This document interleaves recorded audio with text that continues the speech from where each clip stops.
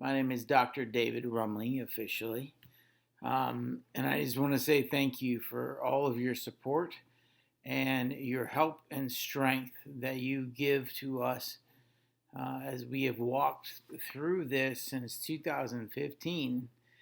And now in 2015, we found the original steps for what I would call as our time of crisis and crisis since. So much of life is unplanned for, and it still happens whether we want it to or not.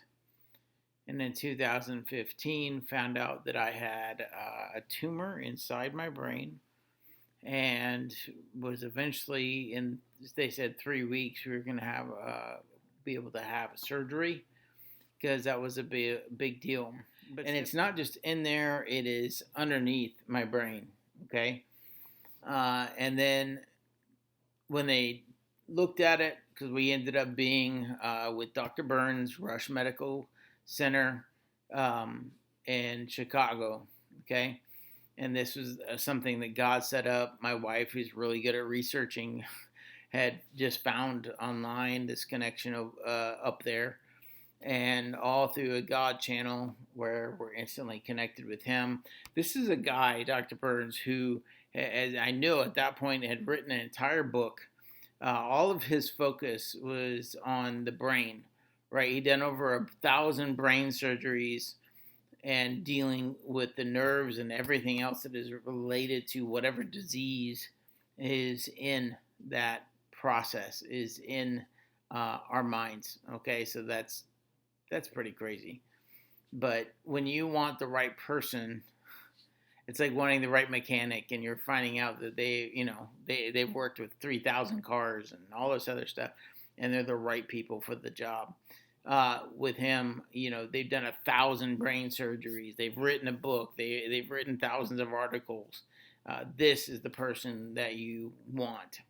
And then 3 months later, from that moment that we found out, because they also believed that I probably had it for a while. So hence I'm supposed to go and run, because these things were kind of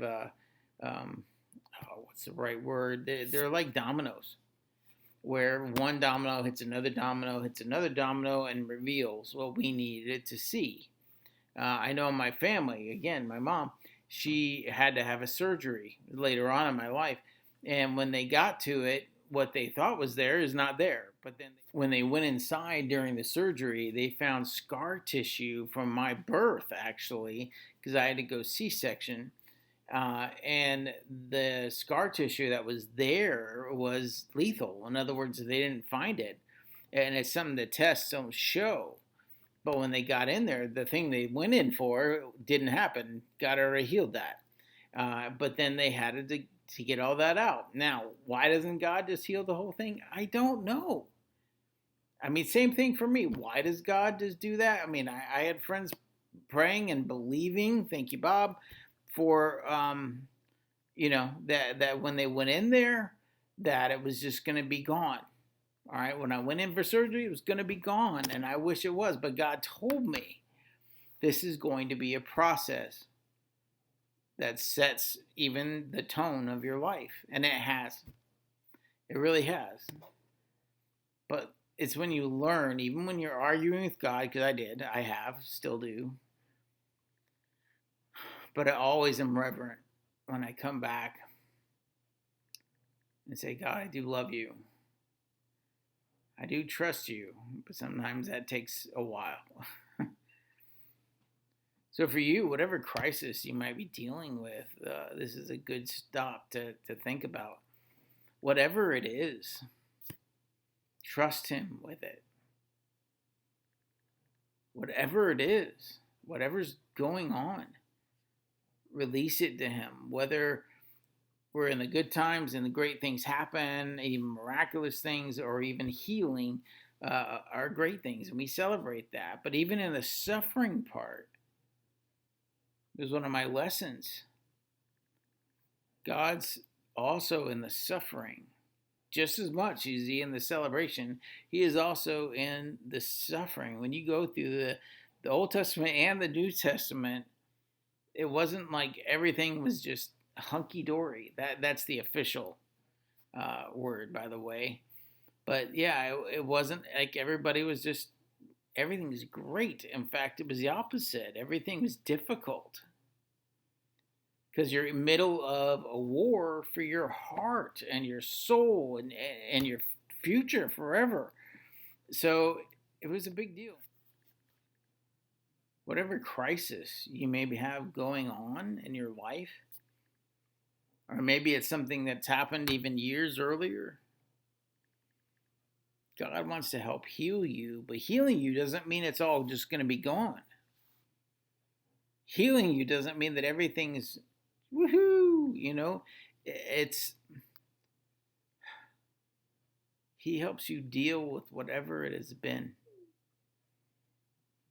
And as you let Him, He continues to heal you, continues to wake you up from the issues of your past and the possibilities of your future. In fact, God will take the injuries of our life and help us to help others.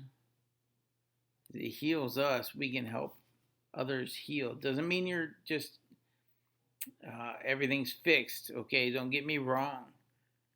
Could God do that? Yeah, He can. But is that the normal? No, it's not. It's about trusting Him regardless. Trusting Him even when you're not getting what you want. It is difficult. But I found over and over, He's with us. Every time. Every moment of whatever your crisis is, whatever things in your life have been, whatever areas life's been difficult for you, He's with us. You have to learn and keep trusting Him. That God sent Christ, showing the very love of God. He brings salvation for us, for those who will believe that we are saved from all of our junk and all of our sin, and that we are redeemed. In other words, all the junk that has been there has made the cup of our life just filthy and dirty. And then what God does is He takes all the broken pieces and reshapes them and reforms them. That's the redemption process. And so when you go to offer somebody a cup of your life, right? It's not something that's a dirty cup. It's a clean and it's pure and it's ready for what God wants to do in their lives. That they'll want that same thing. It's all complicated, but it's somehow simple. So what we have experienced as a family, when we actually do the surgery, and then they run it, I get a break after the brain surgery, because the brain surgery is pretty crazy, obviously, and many of you might know, many of you don't know, but in the brain there are no pain receptors. It's like God's way of saying, what are you doing up here? You're not supposed to be up here. What's going on? But they're able to go. And what my doctor was able to figure out, Dr. Burns, was, because you can't see it, but it's all the way down to here. And they were able to go down and up. So you don't, instead of having to go through, like I had one precious neuro doctor, and really they do so much, but their stuff is also more backs and everything else. They wanted to open this part, take that part of the thing, part of your skull off, and go through the gray matter to get to where it was. Okay, that was not what we wanted to hear, but then future study led us to where we ended up, because there's a part of it where they're actually going to do this surgery with me being awake. That's right. I'm awake during part of the surgery. And that's hard to believe, but it absolutely is what happened. Because they originally go in and they get all the gray matter, not the gray matter, sorry, that's part of the brain.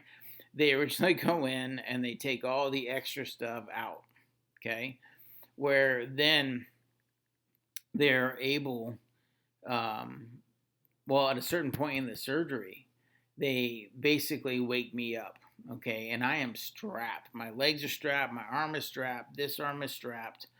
And then didn't even know this person existed, but a neuropsychologist has my right hand, and she's asking me different questions because they're literally inside my brain. And she is asking me questions so that I can answer the questions. And then by answering the questions, they're going to know if what they're doing is having a direct impact on my brain or not. And this is the way, because this thing wasn't like just in one place, right? It had fingers to it. You got to think 3D too, right? And so what they would do is they took the core out, which is over the size of a baseball, and then they followed the different fingers and took out as much as they could. But I was told in the beginning by each neuro of the multiple neuros that we went to, neuro surgeons, that that's going to be, there's no way you can take it all out. That was the reality. There's no way that you can take it all out.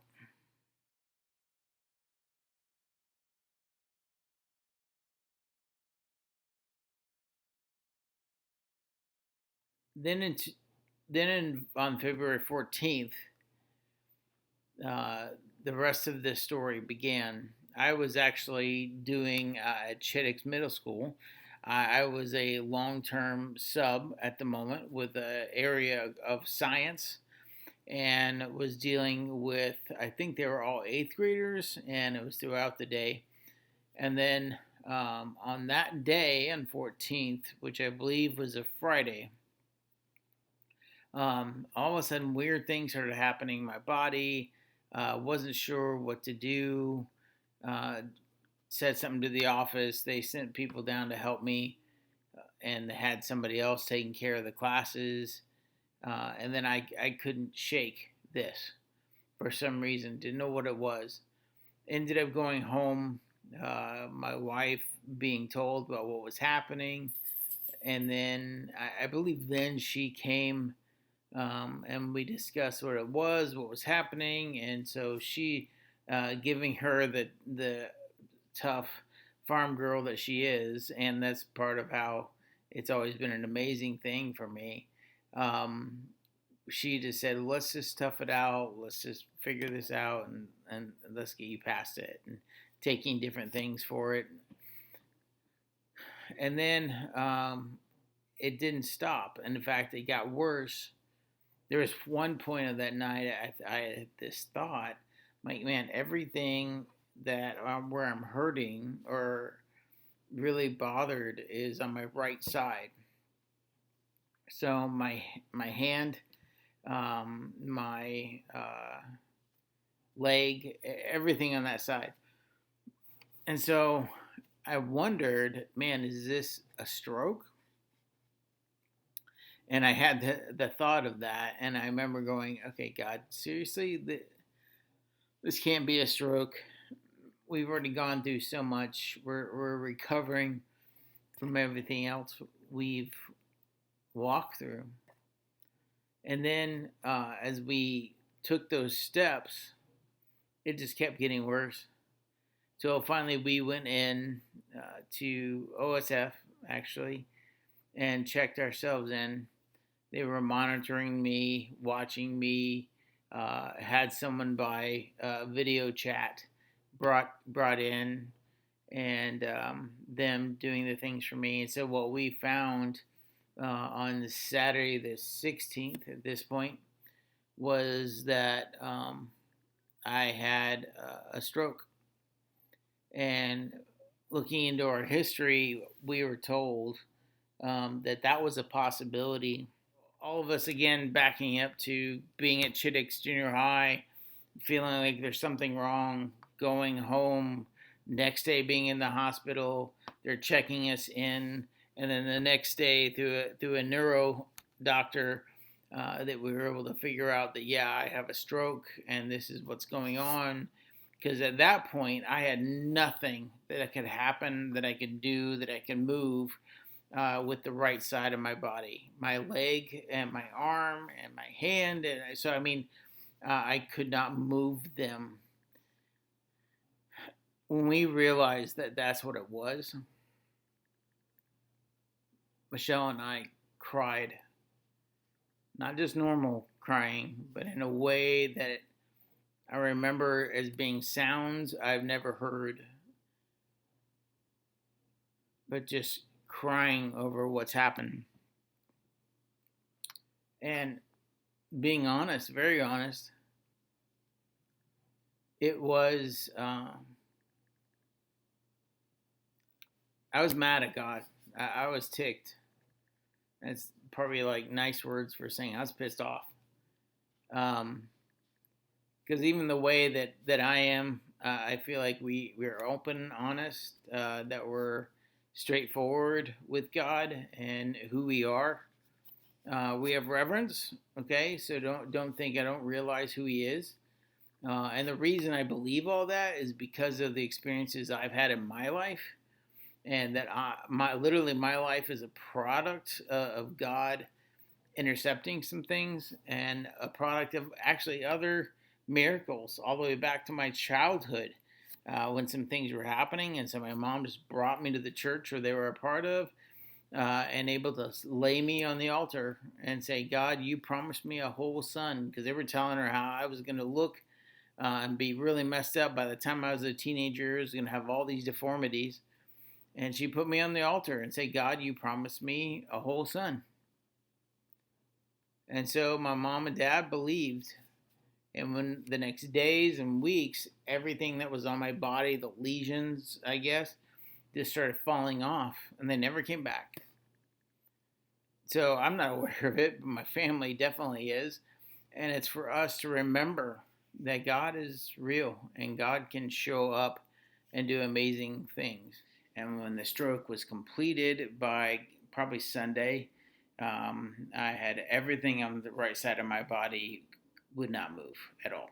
It was gone, right? I wouldn't wish this on anybody. Now, strokes can happen in a lot of different ways. I've found that out, especially now working with a hospital as well. And you just never expect it. It's a wave that's kind of sneaky, no matter what kind of a board you're on, or a wind sail that you're on, and all of a sudden it just crashes you. And you're not ready for that, but it's just reality. So it's now been a handful of years since all that occurred, and I'm still doing rehab. I'm just doing rehab on my own at this stage. I had to go to advanced rehab. That was in OSF in Peoria. I had to go then to back here at home, Bloomington Normal. I had to go to rehab at this OSF, and I was there at the rehab. I forget how long, but I know it's well over a year, if not two. I can't remember exactly. But it was the basics of when a stroke hits you. When I started off, I wondered why there was this weird machine I've always seen at a hospital. Well, now I know, because even though I can't move myself, this machine is one of those things that they'll put me in and then they roll me around, and it's kind of crazy. This whole process for me was an ongoing feeling like I'm being robbed of my life. And it's not something anybody wants to feel or anybody wants to go through. But it's something that is a reality that we need to know could be a possibility. And that's what a stroke did for me. And when the stroke was completed by probably Sunday, I had everything on the right side of my body would not move at all. I wouldn't wish this on anybody. Now, strokes can happen in a lot of different ways. I've found that out, especially now working with a hospital as well. And you just never expect it. It's a wave that's kind of sneaky, no matter what kind of a board you're on, or a wind sail that you're on, and all of a sudden it just crashes you. And you're not ready for that, but it's just reality.